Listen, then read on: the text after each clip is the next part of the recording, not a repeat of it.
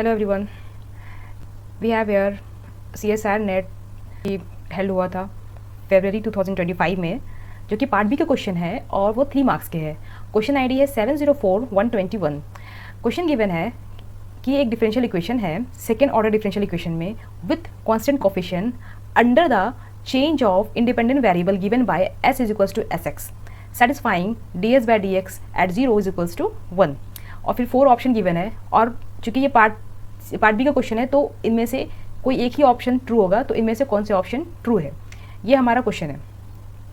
तो ये क्वेश्चन यहाँ पर px का वैल्यू तो गिवन नहीं है, लेकिन हाँ जब स्टैंडर्ड फॉर्म से कंपेयर करेंगे तो हमें qx की वैल्यू e⁻2x मिल जाएगा। इसका एक शॉर्ट मैप ये है कि पहले हमें इसे स्टैंडर्ड फॉर्म से कंपेयर करना है, उससे हमें qx की वैल्यू निकालनी है। qx की वैल्यू के थ्रू हमें s की वैल्यू निकलेगी, पहले s डैश की वैल्यू मिलेगी, फिर s की वैल्यू मिलेगी, और s की वैल्यू जब मिलेगी तो उसके बाद फिर हम यहाँ पर जो ऑप्शंस है जिसमें s टर्म्स है उसको चेक कर सकते हैं, और आगे भी चेक कर सकते हैं कि कौन से कांस्टेंट आ रहे कौन से नहीं आ रहे एंड ऑल। तो लेट्स स्टार्ट। तो जैसे ही हम इसको कंपेयर करें, comparing the given differential equation with the differential equation this, so we got qx equals to e⁻2x।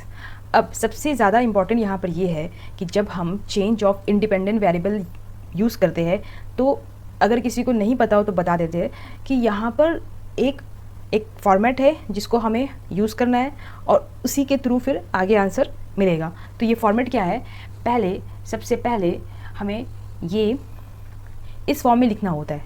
मतलब जब हम इंडिपेंडेंट वेरिएबल x को s से रिप्लेस करते हैं तो ये तो रिप्लेस तो हो रहा है, साथ ही साथ जो डिफरेंशियल इक्वेशन का जो कोफिशिएंट था, जो वहाँ पर px गिवन था, वो भी रिप्लेस होगा। जो यहाँ पर ये गिवन था e⁻2x, वो भी रिप्लेस होगा। सॉरी, ये यहाँ पर x नहीं s हो जाएगा, so let me write it as this is s। Okay.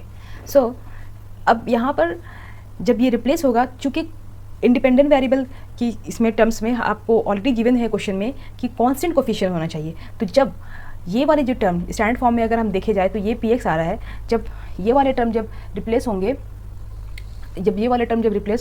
तो ये वाले टर्म कांस्टेंट बनेगा और ये भी टर्म कांस्टेंट बनेगा। ठीक है, तो चलो हम इसे मान लेते हैं, ये पूरे जो टर्म है ये कांस्टेंट c1 है और ये जो पूरा टर्म है ये कांस्टेंट c2 है। आई रिपीट, यहाँ पर क्या हो रहा है, ये कहाँ से आया, अगर आपको ये लग रहा है तो ये एक फॉर्मेट है जिसके जो हमेशा इंडिपेंडेंट वेरिएबल के केस में आता ही है। हमें px का कहीं ना कहीं वैल्यू की ज़रूरत पड़ेगी, तो इसलिए ये वाले को कांस्टेंट मान के भी हम s डैश की वैल्यू नहीं निकाल सकते, मतलब s की वैल्यू नहीं निकाल सकते। लेकिन यहाँ पर चूँकि qx की वैल्यू ऑलरेडी गिवन है हमें e⁻2x, इसलिए इसको कांस्टेंट मान के अगर हम आगे बढ़ेंगे तो हाँ हमें s की वैल्यू मिल जाएगी, क्योंकि हमें s डैश की मिलेगी, फिर उसको इंटीग्रेट के s की मिल जाएगी।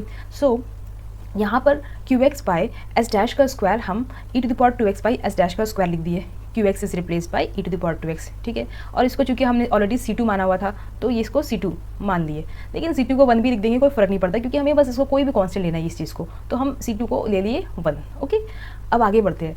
यहाँ से हमको ऑब्वियसली s की वैल्यू चाहिए, तो s डैश का स्क्वायर जो मिल रहा है e⁻2x।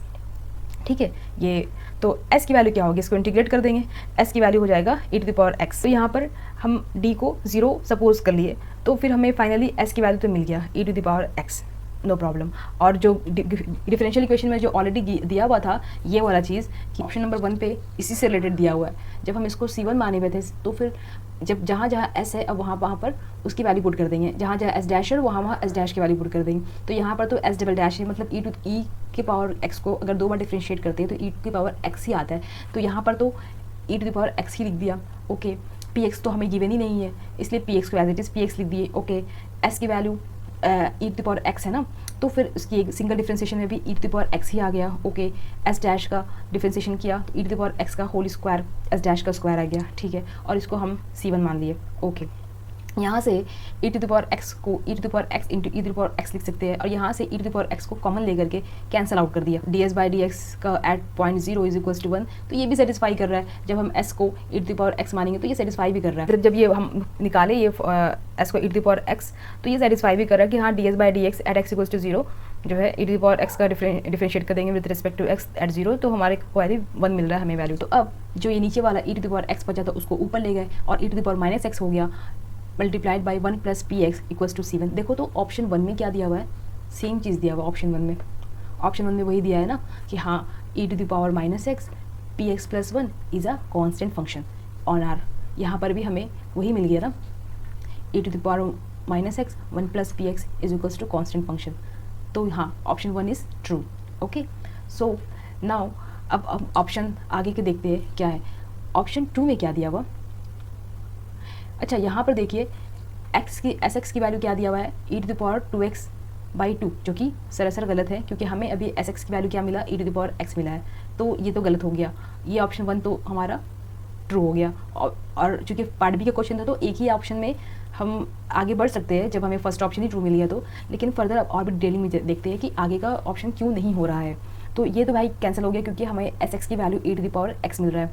What about option 2 and option 4, तो नेक्स्ट देखते हैं ऑप्शन 2 में। ऑप्शन 2 में था e to the power minus 2x into p x पूछ रहा था, e to the power minus 2x into p x पूछ रहा है कि इसका क्या इज़ अ कॉन्स्टेंट फंक्शन है या नहीं है। तो ठीक है चेक करते हैं। e to the power minus, देखो यहाँ से पहले हमको पी एक्स की वैल्यू निकालना होगा तभी तो उसको e to the power minus 2x से मल्टीप्लाई करेंगे, तो दोनों साइड से हमने e to the power x को मल्टीप्लाई कर दिया, तो ये वाला टर्म तो 1 हो गया और यहाँ पर ही e to the power x से मल्टीप्लाई कर दिया तो C1 into e to the power x हो गया और फिर 1 को उस साइड ले गए तो -1 हो गया, तो px की वैल्यू तो निकल गया। अब px की वैल्यू में हमें सेकेंड ऑप्शन में गिवन है e to the power minus 2x से जब वो मल्टीप्लाई हो रहा है तो क्या बन रहा है, तो वहाँ पर देखना है जब इसको हम मल्टीप्लाई किए तो हमें ये टर्म्स मिला। यहाँ पर भी e to the power minus 2x से मल्टीप्लाई करेंगे तो क्या होगा, जब माइनस 2x मल्टीप्लाई करेंगे तो माइनस x ही रहेगा, तो यहाँ पर माइनस x आ गया और यहाँ पर 1 के साथ मल्टीप्लाई करा e to the power minus 2x से तो e to the power minus 2x आ गया। अब यहाँ पर ये इसको कह रहा था कि ये कांस्टेंट फंक्शन है, क्या ये कांस्टेंट फंक्शन है यार में, बिल्कुल नहीं, क्योंकि यहाँ पर ये भी वेरिएबल है तो कांस्टेंट फंक्शन तो है नहीं, तो ऑप्शन 2 इज़ नॉट ट्रू, है ना, this is not a constant function. Next अब ऑप्शन 3 पे देखते हैं, वो तो हम ऑलरेडी पता ही है कि वहाँ ऑप्शन में था e to the power 2x by 2 था, जो कि गलत था क्योंकि हमारा x की value e to the power x है, तो वो ऑप्शन 3 तो कैंसिल हो गया, मतलब रॉन्ग है। अब ऑप्शन 4 पे देखते हैं। ऑप्शन 4 पे क्या पूछ रहा है, px is tending to 1 as x tending to infinity. ठीक है, px का वैल्यू तो हमें यहाँ पर मिल ही चुका है, ये वाला px की वैल्यू है।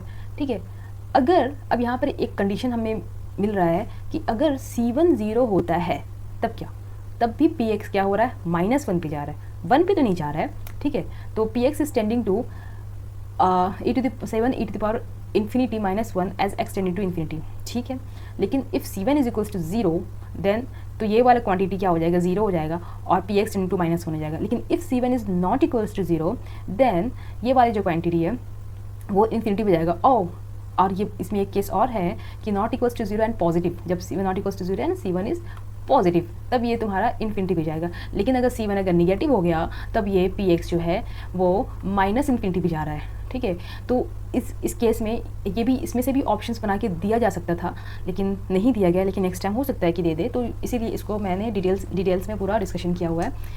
और ये क्वेश्चंस तो यहाँ पर एंड हो गया है, लेकिन तो हमें यहाँ पर पता चल गया कि ठीक है option 1 is true, option 2 is false, option 3 is false and option 4 is also false.